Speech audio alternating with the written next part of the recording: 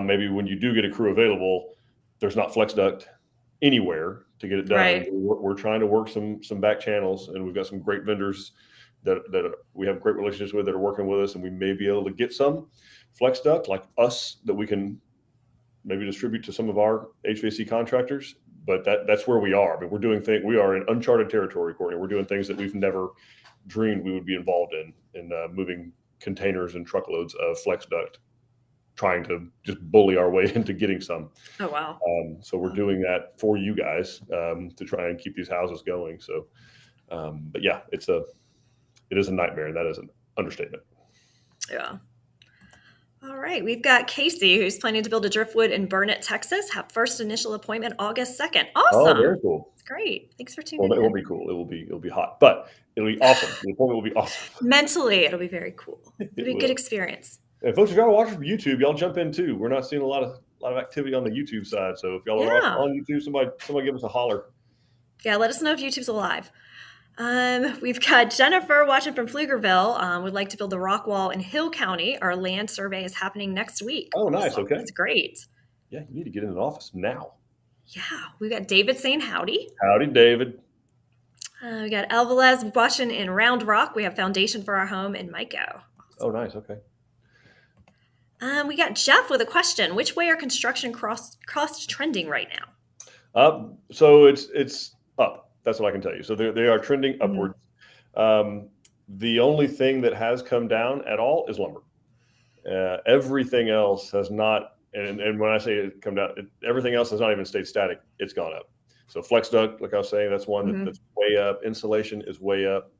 Obviously, labor is already trending up, and they're getting even more money now because fuel is up.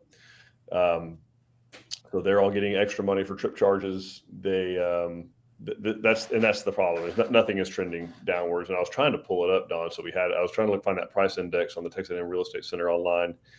I thought I had it, but I can't find it. But maybe you can search that puppy up. I got to the website, but they've hidden the graph. Anyway, that I can show where what happens to home prices in the last 30 years. Construction, like new construction.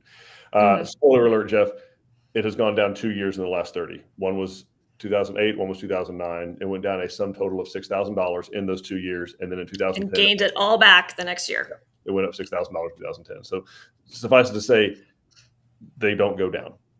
Construction costs do not go down over the long term. They may go down in a month or in a week period, but they're not going to go down, broadly speaking. So they're only going to go up. Yeah. The good news about that is you'll never be able to beat today's prices. So that's a good thing. And then if rates do happen to go back down, which they may one day, you can refinance and you get the best of both worlds. You get both prices of today and you get the low interest rates if they go down. Simple as that. Like it's always been since they invented the 30-year mortgage in 1971, I believe was when, April 2nd, 1971. All right. We got Julie saying it's 110 plus all over North Texas. We're all chicken fried up here. We're counting down for foundation for in 9 days in Montague County. Colton is a man. Awesome. We have Wayne coming in from YouTube. So they're live in Chicago. So we're good. Awesome. Good. All right. Howdy, we've started our new water well, power, and foundation. We're currently waiting on framing to start. At what point is the water connected to the home? So what it can be, if the water is available, if you get the water well in, typically a good time to hook it up is maybe right around, either right at foundation pour, or maybe right afterwards. Mainly that's because we just don't want to damage, get some big heavy trucks moving around there. Don't want to. We do have some people that hook it up beforehand, even though we do. They want to see it, make sure it's not leaking in that little part that goes through up to into the slab from outside. But we test it with air, and it has to hold a pressure test of air for a certain amount of time, so we can test it for leaks. But some people just sleep better knowing that it was hooked up beforehand. But otherwise, our recommendation is right after slab pour. If water is ready to go, right after slab pour is a great time to hook it up. And that way, it can be there close to them to use it. You can know if you got leaks, but do it afterwards. That way we don't tear it up with a concrete truck or This guy's running around with sledgehammers and stakes, and there's lots of things that can go wrong with a water line in that first little stage there. So, okay. And I know that you're on 2 acres, which is like whatever 87,000 square feet, and the water line is 1 inch in diameter. I promise you, we'll find it. we're that lucky. Trucks are magical like that. When I built my home, and we had cable, like coaxial cable that ran. And it didn't matter where I stuck a shovel on that 2 acres. That's where the cable was. Doesn't matter where it was. Anyway, behind the house, in front of the house, at the road, didn't matter. I found it every time. Good job. I'm just lucky like that, Tom. I'm the luckiest guy. That's awesome. It is. We've got Kristen. We're building a LaPorte in Bexar County. We're in queue to meet our contractor in August. Fingers crossed, we're still on the schedule. Yeah, we are on. Yeah. We're meeting those slot dates. Those are going great. All right. We've got David saying hello from the Katy office. Greetings to Dylan. All right. All righty. Okay, so bring on the questions. We've talked about HVAC being a struggle. Dawn, what are we looking at here? What is going on? Well, these are some of like the most common ones that we hear. People commonly, they ask us, how much can I change your plan? So if you're new around here, just kind of give you kind of the guide to the Tilson world of how much we can change our plans. So our rule of thumb is the limits on our floor plan changes are the laws of physics, building codes, and your budget. So you can change as much or as little as you want. You can move walls around, add rooms, include a garage, change all the exterior materials. I mean, really, we can do pretty much anything to our homes within reason. There's, a few things that are outside of our wheelhouse that we might not be comfortable with, but what you see on the website, you can make lots of changes to. Some things that we do recommend when you are changing stuff around is make use of our pre-designed custom options. Our draftsman team has worked very hard on those, and it really incorporates the most common changes, but they've already done all of that like thought work to it to make sure that your dishwasher is going to open and people can still walk by, and all those different things with the changes, that everything's going to work. You're going to have clear pathways, all of that. It's much easier to change the outside of the home than the inside. So even though kind of your tendency is to be drawn towards the pretty outside of the house, look at the floor plan first. Make sure all of those rooms are where you want them to be, because it's a lot easier for us to change that outside than it is to start moving rooms around and still have it look the same. And if you're looking at something and you're trying to decide between 2 plans and you're not quite sure, what to go with, start with the smaller house and add stuff to it rather than try to go with a bigger house and take things away. Again, it's just a matter of it's easier to work that way and make sure we're preserving the exterior kind of look of the home, like the actual like weird things jut out. And that's a very technical term. The drafts team will be they'll be very proud of me for using that. Architectural term. So that's just kind of some guidance there. One of the other questions we hear a lot, Eric, I know is your absolute favorite. What is our price per square foot? Near and dear to my heart. Yes. So, and if you've seen any of our other, I think specifically the Build on Your Lot seminar that we do both in person and here virtually is, and guys, again, of course, ask questions as we're going through these. If this doesn't make sense or you need clarification on something, call it. That's why we're here. Absolutely. Yeah, Dawn and I have to be here whether you're here or not. So feel free to ask questions. And we'd much rather talk to you than each other. For sure. Well, speak for yourself. I like talking to you. All right. So anyway, so price per foot, right? So I don't know where in human history we were taught that this made sense, because we don't. You never ask how much a cheeseburger costs per ounce. You don't ask how much a car costs per pound. And it makes, of course, perfect sense that there's Fiats, there's Chevrolets, there's Lexuses, there's Bugattis, there's Lamborghinis, right? So they're all about the same size, relatively speaking, but they cost vastly different amounts of money. Houses are even more complicated than that, right? There's more components going into a home than there are into a vehicle, or certainly a cheeseburger. Actually, I can put together a pretty complicated cheeseburger, but that's a different story for a different day. We'll do a recipe sesh one of these days. We'll do a food session of Tilson Live, and that'd be fun. We should do a restaurant tour. We should. I want to be Gordon Ramsay. I want to make the idiot sandwich with the bread on my face. So price per square foot, why it does not make sense. Okay, and here's a little very simple example that we use because I went to A&M and we everything's simple, please simple. We're farmers, so 10 by 10 square.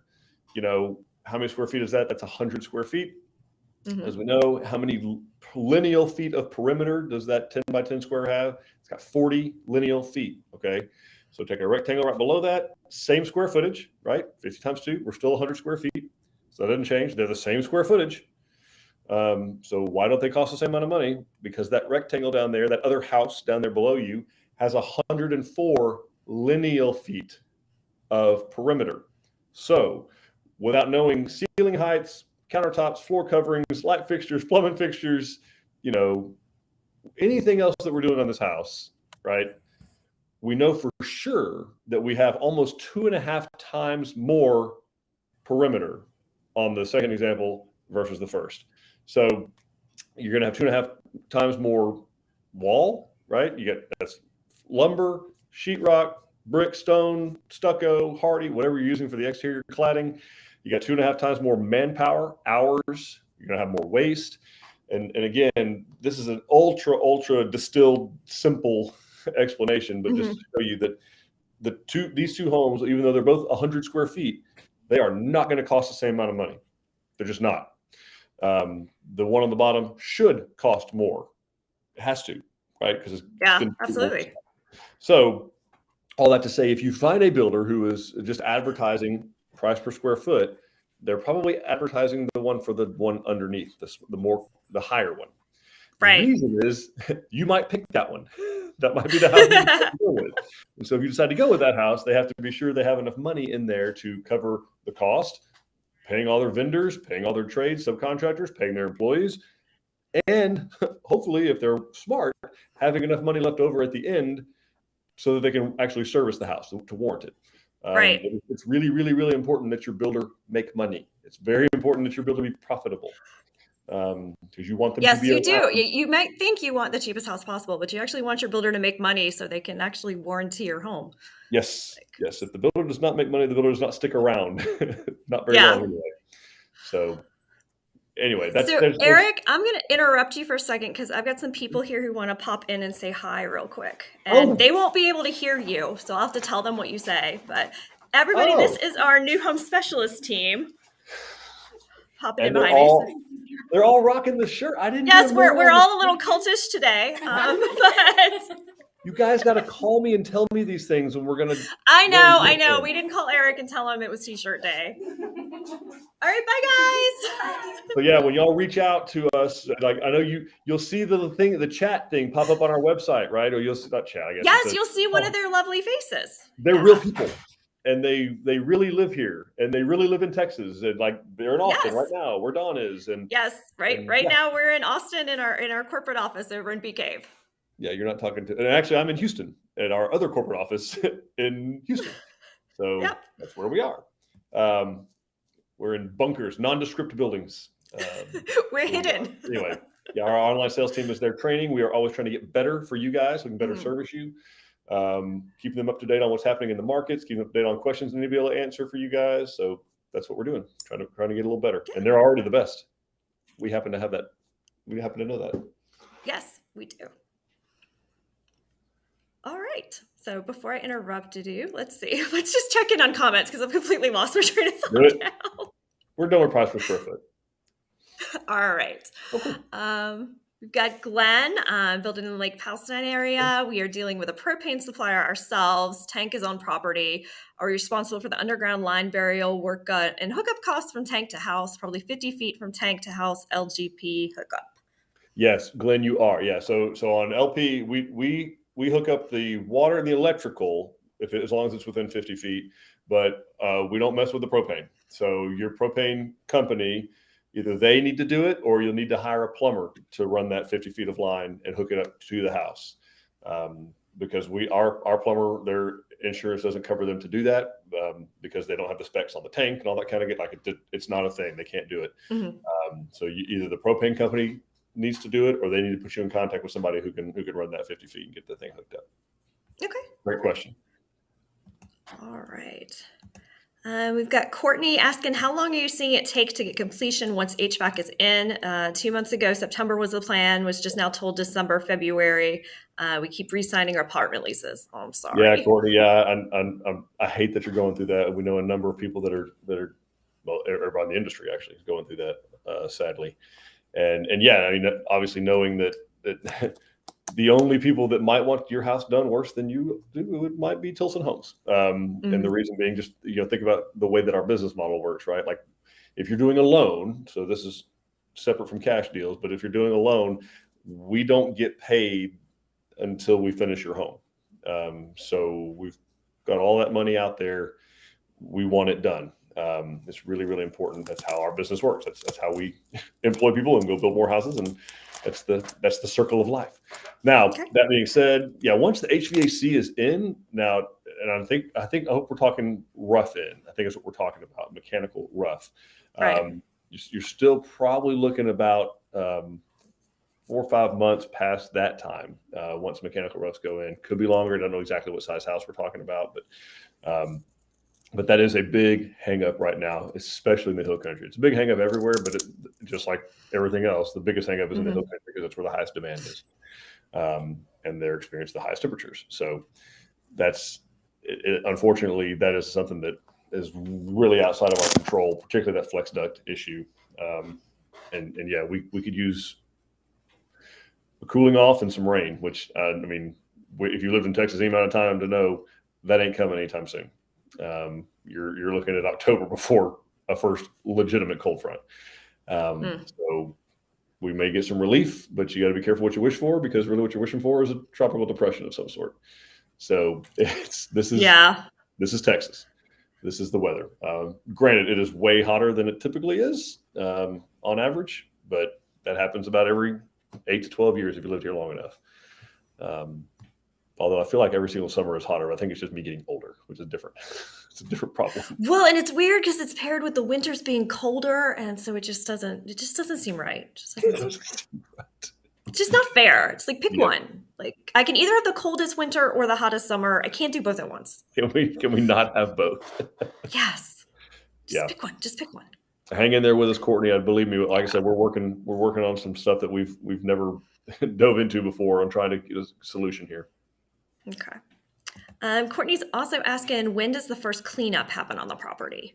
About after that HVAC rough. So basically, at what we call our MEPs, our mechanical, electrical, and plumbing. Once the frame is complete and the mechanical, electrical, and plumbing is roughed into the home, you would typically have a first clean right about then. Okay. All right. There's kind of a pause there. I know you don't want another pause, of course, but there's a little bit of a pause there for inspections. We have to have the inspections done. They inspect the HVAC, the mechanicals, the electrical, and the plumbing, and the frame kind of all at the same time. Yeah. The good news is after that, the insulation and the sheetrock go in, and everything doesn't have to be as linear. We can have multiple contractors at the same time, so we can hopefully start to pick up the pace a little bit. Yeah. All right. We have Lisa asking, are the inactive plans on the website better suited for laptop versus tablet? I cannot get the option to work with my iPad. Yes, they are a lot. Like, they'll work on the tablet, but it is a much better experience on a desktop or a laptop computer. Unfortunately, it's just not. It's really hard to get those things to work in mobile. Because you start doing the pinch in and the zoom in, things start happening. Yeah, things start changing on you. So it is better if you can get to a regular computer. See, Angela's asking, have you built a home that has a porte-cochere?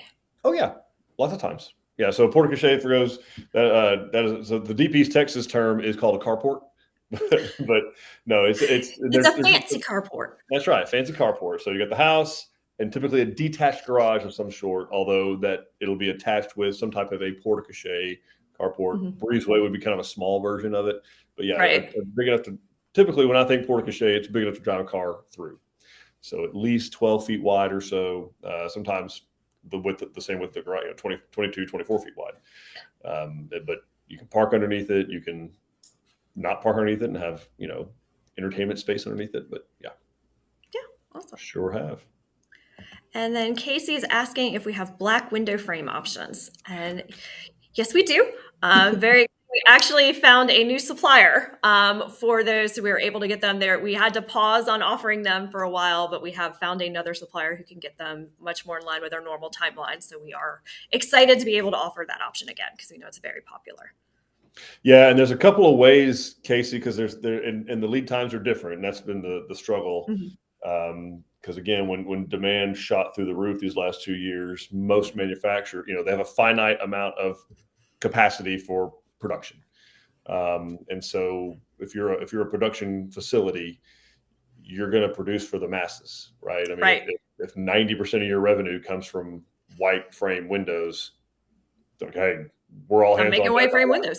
Yeah, we are not. I'm not shutting down to reset for black windows. And so what happened was the timeframes kept creeping up for all windows, and especially black frame windows, because they limited production of them because they were so behind on what was actually in demand.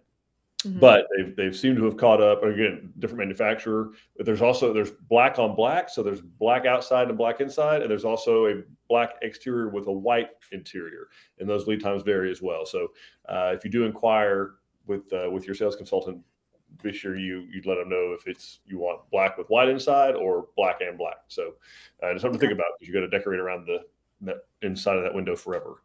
So the vinyl doesn't paint very well. It does not. We have Troy asking, what's under the black plastic that you see before the foundation pour? Troy, it's the secret of life is under there.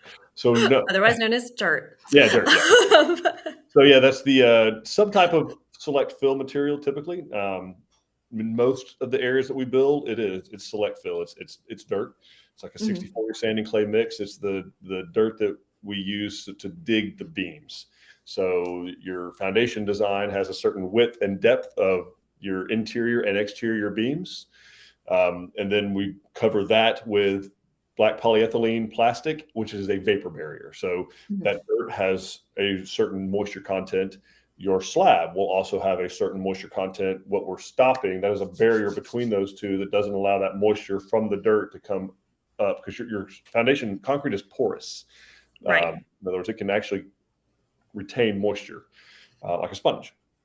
So we want to prevent it from sucking that moisture up, because that could do damage to your floors and cabinets, different things like that. So that vapor barrier serves as a stop point through which the moisture cannot pass.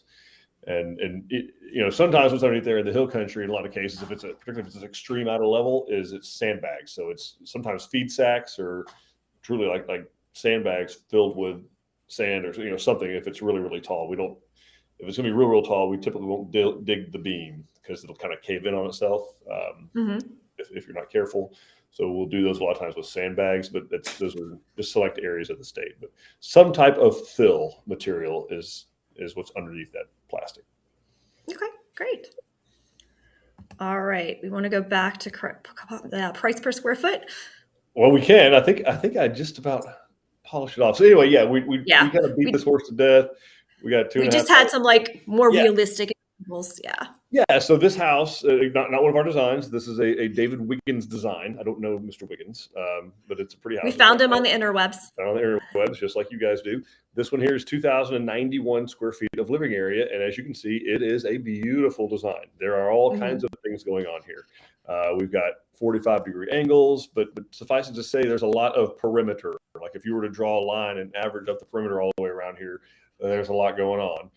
Big back porches. We got fireplace outside. We got all kinds of stuff going on. The garage, the front porches. I see there's a wing wall over there that's probably concealing the HVAC stuff on the right-hand side. So this is, but it's 2,000 square feet, right? So what's our next example look like? Also 2,000 square feet. Also 2,000. Now these are 13 square feet difference. This is 2,078. This is a very exclusive designer. This is Clayton Homes. So this is a trailer, but nonetheless, you're within 13 square feet of heated and cool living area, being the exact same size home. But I mean, these are extreme examples, but just to kind of drive the point home, price per square foot, I think we could get 100 people and get 100 out of 100 that are going to let you know this was going to be a little bit lower cost. or a lot lower cost. So, and not just obviously the design is one aspect, but all of the things. You're not fireplaces, ceiling heights, porches. Like there's just a significant difference between these two, and just trying to drive that point home, folks, that do not get caught up in price per square foot, because it's no two are going to be alike. You're never going to be able to compare apples to apples. You're just not. Right. Yeah, absolutely. You don't know what all's going on behind those walls. You don't know what all, like, it doesn't tell you the whole story. You need to go fixed upfront contract pricing. That's what you want to do. You want to go line by line. What am I, what cabinets am I getting? What do they cost me? What countertops am I getting? What are they costing me? These floor coverings, that way, what you get. Windows, like we talked about, all that stuff. And other great questions, like Ms. Morris was asking, how many cleanups are included, right? I mean, is there a cleanup contract included in this house? Probably not on this one, because it's going to show up on wheels and then they're going to leave. But those are all things what's the warranty like on them? Who's the actual warranty department? So those are important questions to ask. All right. What else? What else? That's just reiterates kind of what you were talking about prices. So just a guideline, if you are looking at our website to explain what you're looking at with us, you're going to see, actually, we've updated this since this slide was created, but you will see a range of prices. You're also now going to be able to see, based on the custom options that we have, the range of bedrooms and bathrooms and square footage in the home. For our purposes, we are putting our pricing out there so you can kind of look at exactly what you want in a home and compare those costs. But the range of prices that you're seeing are for our different exterior elevations. So it's not adding in bathrooms or bedrooms or any of that. It's just for the differences in the exteriors that you see. So that's going to be, whether it's the, hardy plank exterior versus a stone exterior, that kind of stuff. But yeah, make sure when you're talking to builders, they're not quoting you a price per square foot. You're talking specifically, this is the house I want. How much is this one? That's what you want. Yep. We get a lot of questions about our Easy Buy program. Dawn, what is the Easy Buy program? So the Easy Buy program is something offered exclusively by Tilson. We don't do financing, much like everything else. We don't do things like other builders. So the way we handle construction financing is very different in that we're not going to require you to get a construction loan. In most scenarios, when you're working with a builder building on your property, they're going to ask you to go to the bank yourself, borrow money, and then you're going to be paying the interest on that loan while your home is being constructed, which can be a little unsettling under normal circumstances. It's even more so now with delays and timelines, because the whole time your home is being built, that interest is accruing on your new home. Whereas in our process, we are actually taking care of paying for the cost of construction. So we're not asking you to borrow money. We're using our money to do that. So what that means for you is, no construction loan or any of the associated fees with that. You're not going to be making any monthly payments during construction. Most of our buyers don't even have to make a down payment, because you can use the equity in your property to build on your home. We do have a lower equity requirement than most construction loans. We're going to look for 10%, whereas the minimum right now for a construction loan is 20%. Some of them are wanting even more. So overall, it's just leaving more money in your pocket. And then you also just have the assurance that we are capable of getting the funds and building the home on our own. You don't need to do that for us. So it's a pretty good deal. We're pretty proud of it. Yeah. And it's going to be, the savings is going to be compounding, right? Because those interest rates on construction loans are going to be high. Very, very They're going to be high. And right now, everyone is experiencing the same kind of building delays. So you end up actually refinancing your construction loan to extend it. Let's see. Troy has a very good question, which also comes up a lot with Easy Buy. Is there a discount for cash buyers? Of course. Yeah, we do. We offer a 2% discount on the base price of the home and options for cash buyers, but that's not the only savings that there is. There's a bit of a time saving as well, to a certain degree, and also you're not going to have any of the closing costs that go in when you're financing a home. So, and I typically tell people to budget around 3% of the price of the home. So if your home's $400,000, you need to budget about $12,000 for closing costs. You're not going to have that with cash Right. When you're paying cash. So you have the 2% savings, plus you have about 3% worth of closing costs you will not be paying. So there's significant savings there, because you're not going to have you're not going to have escrows, you're not going to have your prepaids, you're not going to have all that kind of stuff. No escrow fee, no title, mortgage title policy. No appraisal. Appraisals, all kinds of stuff. You're not going to origination fees. That's what I was trying to think of. You're not going to have any of that. So, yep, it's an option. And it's a good option right now because your cash is probably not doing a whole lot else. Right.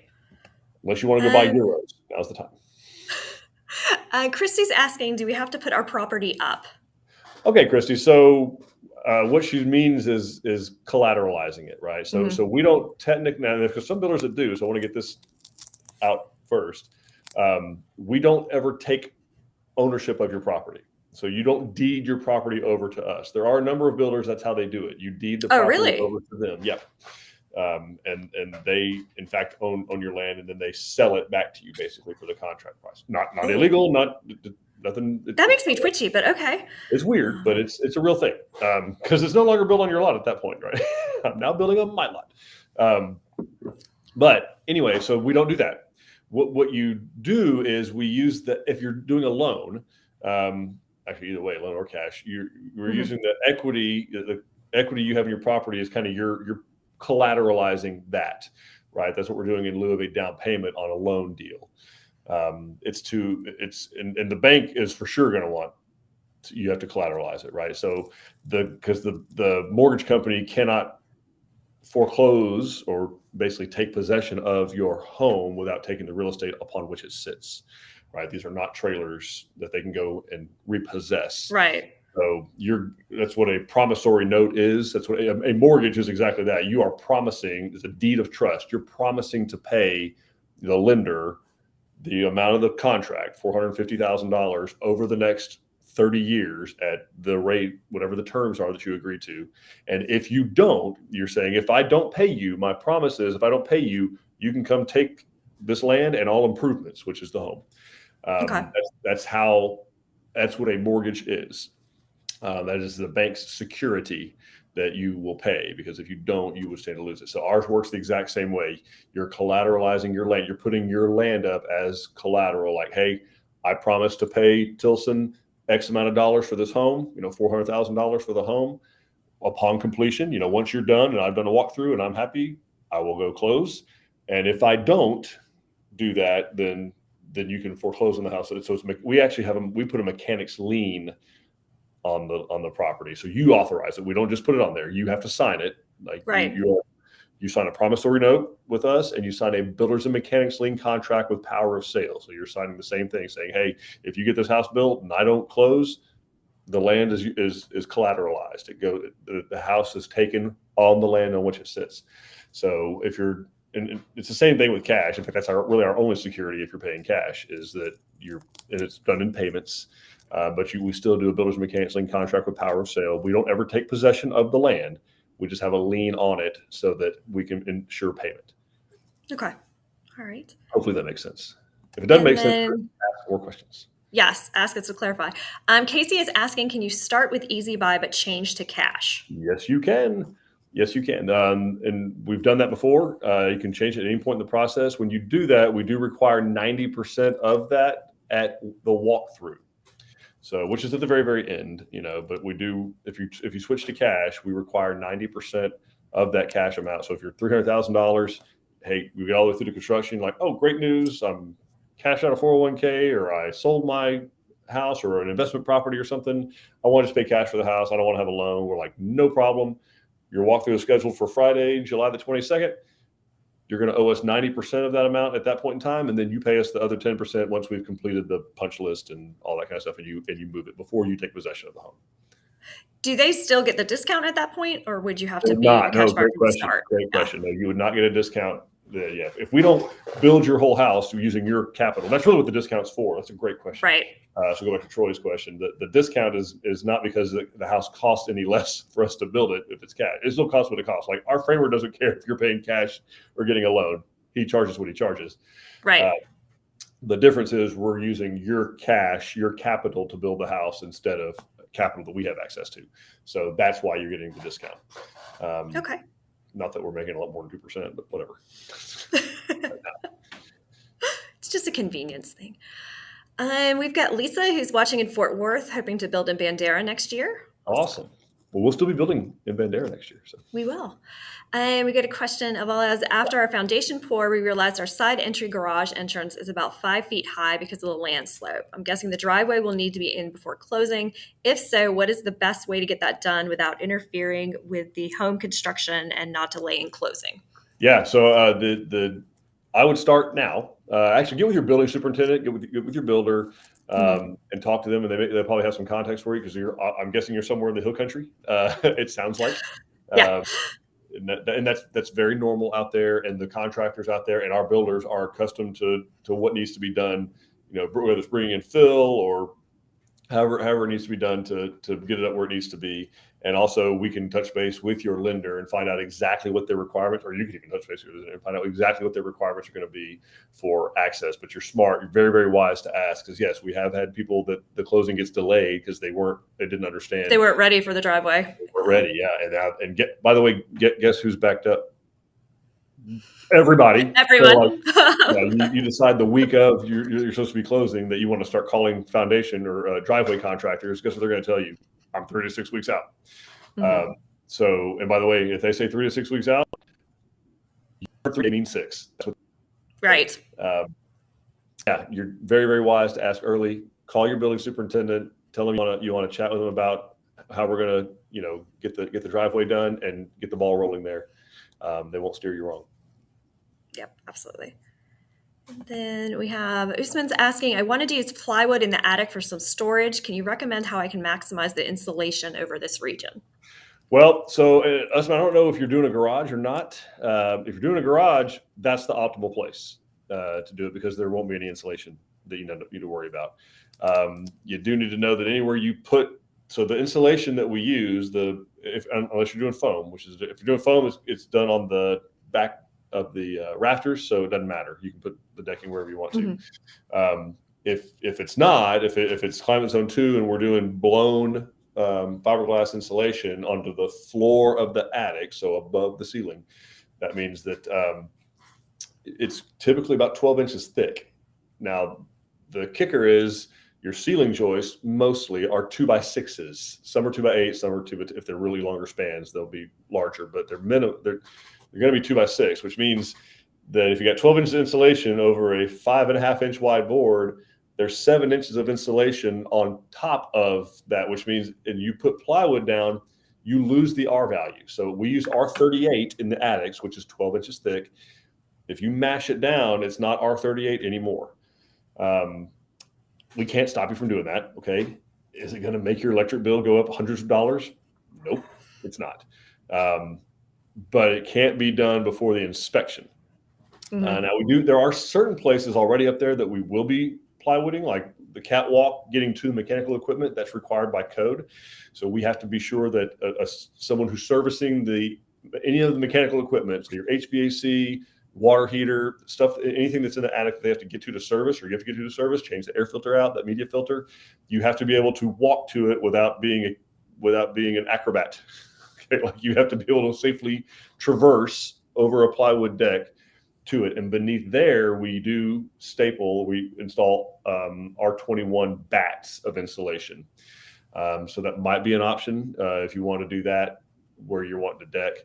But do know, I don't recommend ever putting any kind of decking over like electrical stuff, the wiring, because if you're as lucky as I am, you're going to drive a nail or a screw right through it. And same thing goes for plumbing. You're going to have PEX water piping going through there. Don't put plywood on top of that. So we're learning today, folks, is you don't want Eric to do any type of home repair for you. Unless you lost some type of essential equipment, like your plumbing or your cable, and you're not sure where they are, then I can find it. Yeah. Yes. Yeah. Now, the good news is I can fix all of the things because I've broken all of the things. So I can fix it. My wife's not watching it. She's be like, he is a liar. He can't fix it all. I bet you though Andy's watching, he's going to tell him. Oh, okay. He's going to tell her. Yeah.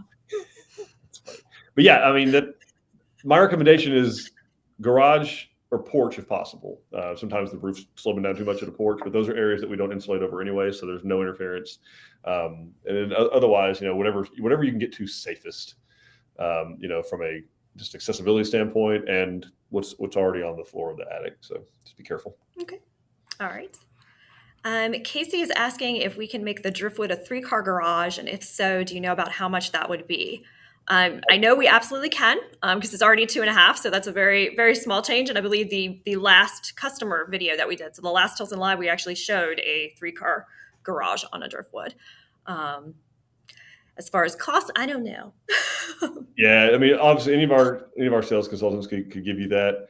I'm trying to see just if you added 150 feet of garage to it, maybe what that might do. I mean, you'd add probably $15,000 bucks, something like that, 15, 16,000. That was actually going to be my guess, because it wouldn't be quite as much as a full bay because you already have one. You already have half. Yeah. So.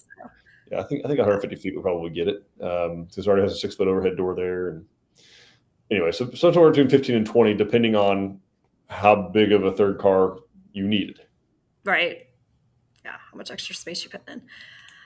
We've got Linda. I guess I was on YouTube watching y'all. Highland is building in Grayson County, waiting on release to construction. Still, foundation is taking a while. We're busy trying to get septic done first anyway. Easy Buy was our choice to get the discount. All right. Nice. Yeah. Hang there with us. All right. And then Troy is asking, are 2-stage AC units an option from Tilson? They are, Troy. Yeah, we can do. Tell me about what he's asking about, because there's actually 3 different kinds that are used predominantly. There's a single stage compressor, which is what's most common and what's used included on all of our homes. There's also a 2-stage AC unit. So what it means is, so like when your AC kicks on outside, right? A single stage or regular just kicks on it. It has one speed that it runs at all the time. So it's either on or off. That's it. 2-stage is basically like gears on a car. It has 2 stages. It has 2 gears. So it kicks on. Typically, sometimes it'll kick on full all the way, and then as the house starts to cool, it'll kick down to half power to whatever other stage it is. So it can run at different. Yeah, it can. So it's a little bit less wear and tear on the equipment. Obviously, the equipment's more expensive to get a 2-stage compressor versus that. There's also variable speed, which that's kind of more like you had like a 3-speed truck, and this is like a 10-speed truck. So it has a lot more. It literally ramps up, like it builds up in the RPMs. It's variable in speed. It doesn't have 1 or just 2. Like it can go up or down. And so that's kind of the level 3, if you will, of compressors. And they have variable speed air handlers as well, which is the part inside the home, the part up in the attic. So heat pump or furnace, whatever that is in there that you're using, it can be variable speed as well. So if you're interested in something like that, we can certainly you can ask your sales consultant. We can inquire with the vendor. We may be able to get like a roundabout price from them at first, and then we'll get the price more dialed in once we get the manual J completed. So we let them know, because we need to know what size unit it's going to be. Is it a 3-ton, 4-ton, 5-ton? And then because it varies, the price of them will vary.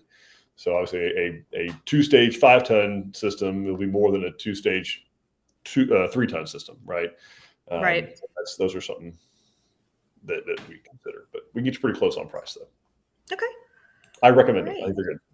Yeah. Tara's saying brick went on the report yesterday. Drywall needs 1 more round of mud. At what stage does the staining of concrete get done? We only have 2 small areas that are getting it. Tara, they're usually a little bit closer to the end, like closer to when the floors would go in. We want to minimize damage and exposure to them. Mm-hmm. So which means minimizing the number of people who get to walk on it once it's done. Right.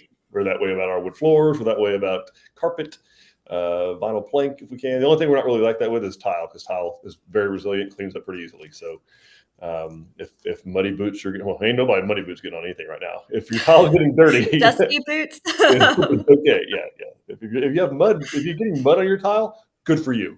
Okay, you're blessed. Share some with the rest of us. Don't complain here. You will get piled on. So Yeah, you're getting muddy boots. You're wasting water. Yeah, but really close after the final trim, typically, maybe right before the final All trim. right. Courtney's saying we contracted our own appliances and we bought from a place that will install them. When does this need to be done so we can update them with timeline?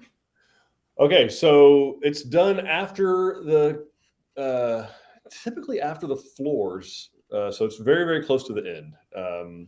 Certainly after the tile goes in, obviously after your cabinets and countertops, and then typically right after the floors go in. We get the appliances in there. Sometimes it goes in before the floors. It just depends. It's not a major deal, but real close to the end. And your building superintendent will update you when it's time. Yeah. Stay in communication with them. And again, once we get your HVAC roughed in and get that, we'll have a much better time frame for you. Absolutely. And we've got Casey asking, does Tilson dig the water, septic, and power lines? We have water meter and underground power box already on lot. Okay, Casey. So we do for the water and power, and I don't know if the septic is already there. If the septic's already there, yes, we will, but it's not included in the base price because we need to measure how far, see what size line we need, make sure that there's enough fall. So we'll get you a price on that. If the septic is not there yet, typically that price will be included when you pay for a septic system. So if it's septic by Tilson, we'll handle it all. If you're handling the septic yourself, septic's not there, she says. So yeah. If you do septic through us, yes, it's all included. If you do septic with, if you're going to handle the septic on your own, then whoever your contractor is, it'll be included in their price because it's usually pretty close proximity to the home. Okay. And then you've been saying one of our window pane glass broke on install or perhaps when it was delivered. Will the glass be replaced or the window? If it's the glass, does that mean argon gas will be inserted on install between the panes? Okay, so if it's an argon gas window, then if the one that was broken was argon gas, then the one we replace it with would typically be argon gas. And what it is called a reglaze, Usman. So it's the same thing that would happen if 4 years from now your kid, because it's never going to be you that does it, if your kid threw a ball through it, golf ball, baseball, the neighbor kid, it's not your own kid. Of course, it'll be the neighbor kid. Yeah. Or if it's me, it'll be the weed eater and a rock, and I will do it. So because again, Eric breaks the. I am why we can't have nice stuff in my house. 100%. It's not my kids. It's not my dogs. It's me. I am why we can't have nice stuff. So no big deal. I mean, any glass company can do it. There's glass companies in all corners of Texas. You get the window size and what the light design is. So the colonial lights or prairie lights or whatever's between the panes. And if it's insulated, which is double pane, they take the whole thing out, the whole double pane part out. It goes in the trash. And just put a new one in. And stick it in there. And you're good to go. So, but obviously we're going to replace that. That'll be handled. And now it may take a little time. We may not do it right away. It doesn't mean we're not going to do it. And by the way, we may break another one. Spoiler alert. Eric's trying to tell you he's going to visit your job site. Julie says that if I'm your neighbor, it'll definitely be my kid. See? Facts. Julie is That's awesome. spitting the truth out there. I appreciate it. Yeah. So yeah, bear with us, guys. That's a great way to kind of wrap this up. It's a job site. Okay. It's a process. You know, best way to think about it. And I mean, back when you could buy cars and trucks, there was a time in America you could buy cars and trucks. And when you did, when you wanted them and the one you wanted. Yeah. Correct. Really and weird. You might even walk in. It was like on this thing they called the showroom. Okay. So you walked in. And there was like a sale. Yes. Oh yeah. No, you negotiated. Like you negotiated. And you negotiated the price down. This was a long time ago, like 20 months ago. It was a long time. Yeah. So what happened though, here's a great example. You know, when the car you saw, all right, I appreciate that. The car you saw on the showroom floor, you know, they have a whole make-ready department at car dealerships, right? So it'd gone through the wash, it's detailed, it's polished up, it's, you know, the I don't know, kind of microfiber towel like thing looks good. You didn't get to see it going down the assembly line, you know, in San Antonio, Texas, or in Detroit, Michigan. Okay. You didn't get to see that the weld on the door broke and we had to go back. It didn't pass QC. It had to go back through the line and get back through there. And then when it came off the line and they were about to load it onto the 18-wheeler, the car haul, they backed it into one of the big yellow posts, and they had to send it back and get the bumper redone and buffed up. And then it made its way down to the dealership, and they were backing it off there. And the same clumsy 18-wheeler driver, he backs it into the corner of the dealership or to another car, and then it goes back to the body shop and polish it. You didn't get to see any of that. And none of that went on the Carfax. Exactly. No, because it hasn't been taken into inventory even yet.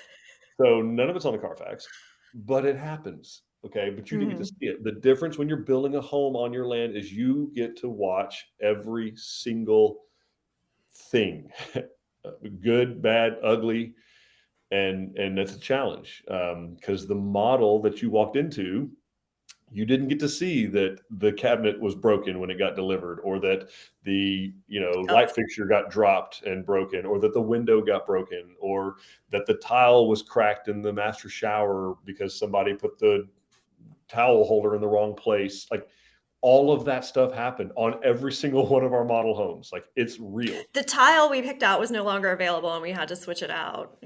All that stuff happened. Or chisel it out.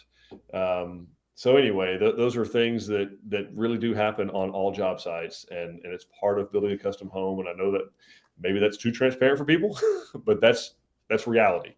The difference, you're not trying to find a builder who's not going to make a mistake, because you will be looking forever. That doesn't exist. What you want is a relationship with someone that when something does go wrong, because it will go wrong. Because it will go wrong. Yeah. That you can have a conversation with them. They're going to stand behind it. They're going to fix it. They're going to make it right. And they're going to get it done to the best that's going to suit everybody. It's going to be the code. It's going to get it the way you want it. And it's going to be done correctly. So that's what you want. Can we resolve problems? If there are when there are problems, how do we go about resolving them? That's probably the best question you can ask any builder when you're interviewing them. What do you do when stuff goes wrong? If it all goes right according to plan, fantastic. When that doesn't happen, what do we do? The 99% of the time that doesn't happen, what do we do? And that's okay. So anyway, hope that's helpful. Anything else coming in, Don? We got one more question from Matthew. Interested in building at Port Lavaca, Texas. What are some foreseen issues building in a flood zone? Oh, foreseen issues. Well, I mean, of course, the most obvious would be that you could have the potential to flood. So Port Lavaca, you're down there on the coast, in Calhoun County. It's going to be done to windstorm, so we're going to meet those requirements. The county will have a requirement that you have to be above the floodplain. So if part of your property is in the floodplain, I don't know what Calhoun's is offhand, but they're going to typically require 12 inches, 18 inches, sometimes 2 feet above base flood elevation. So And if you're doing with a mortgage company, if you're getting a loan, they're going to require that it be above that as well for you to get homeowners insurance. So that your insurance is going to be a struggle if you're building in a flood zone, and permitting is going to be a struggle. Those are foreseen issues, apart from the obvious of you could flood. Right. So because you could flood, your insurance is going to be more. And some compliance cost in there to get the home as high as the county is going to want it to even get a permit to begin with. But it's not impossible. We do build homes where a portion of the property is in the floodplain. We just have to be sure the house is out of it. Okay. And then Will is giving a shout out to our warranty team that they're excellent. So thank you, Will. Agree. It's a tough job. All right. That is all the questions I see. Awesome. Well, hey, thank y'all so much for joining us today. Dawn, thanks for putting this together. Tell the OSC team, thanks for stopping by. I will. And get back to the telephones. And then answer these people's questions and make appointments. But yeah, no, thank you guys for hopping in here. We're so grateful that you joined us. And we actually really hope that this information's useful to you. So, but it doesn't have to stop here. Oh, we have another question. Yeah, we do. I can answer it. Let's see. Is it okay to put Tyvek wrap with staples and not use the cap nails provided by Tyvek? I just want to be sure that the air-water barrier is not compromised. No, they're going to need to redo that, Espen. We'll get that squared away, but it needs to be done with the cap nails. It's important that it be done that way. So, yeah, you can get a hold of Nolan, your building superintendent, or even I think Justin linked up with John Parsons yesterday, who's the regional construction manager, because you're required. But no, it needs to be the cap nails. That matters. So It's not uncommon for them to tack it into place. Like maybe one or two to tack it and hold it while they do the cap nails. But it's not to be fully assembled with staples. That should not be being done that way. So, okay. All right. And all right. then Now, Linda was saying, thanks again. Missed you all last week, but these are also good to hear. Thank you, Linda. Good. And then Julie says, thank you. I always learn something. Me too. Me too. Yeah, exactly. Me too. All right. Bye. No, See you all next where time. else could they find us if they have more questions in the meantime? They can find us everywhere. We are on YouTube, Instagram, and Facebook at Tilson Homes. So you can always drop us questions there and we will get to you as quickly as possible. You can visit our website, tilsonhomes.com, fill out any of the forms, and all those lovely people that were in here before will happily answer you. You can also give them a call. They would also be to set up a meeting for you or visit at one of our design centers. So we have 12 of those throughout the state with lovely models that you can go and tour. So quite honestly, it's hard. If you found us here, you've already found us, and now you have to hide from us. Like, that's how this works now. We are friends forever, and you have to hide from us. Welcome to the family. Yeah, so anyway, and all that, we will see you guys next time. And in the meantime, we hope to make you soon part of the Tilson family. We'll talk to you guys later. Bye, everybody.